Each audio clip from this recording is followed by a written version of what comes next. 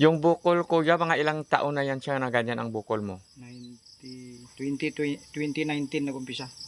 2019, 19, 20, 21, 22, 23. Bari 4 na taon na yung kanyang bukol. Pero anong sabi ng doktor sa iyo? Ano daw yung sakit mo?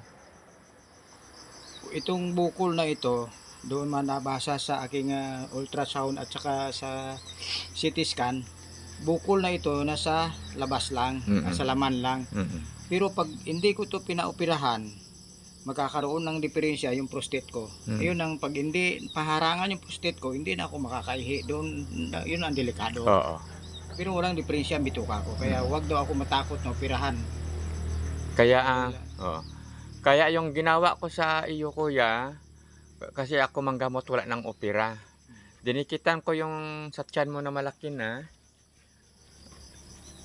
Orasyon lang yan, tutunawin natin yan. Yung bukol na yan na sinasabi mo.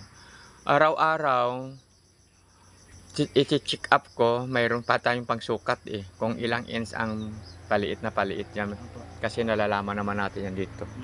Dito measure natin para malalaman natin ang kanyang pag-iit. Ang pag-improvement niya. Lumiliit siya. Lumiliit siya. Pero ramdam mo rin yung sa isa yung sa tali natin. Nalalaman mo, nagluwag na siya Dati mahigpit yan Ito yung itim yung pinagpapasihan ko. Maluwag na siya, malaki ng pagbabago niya.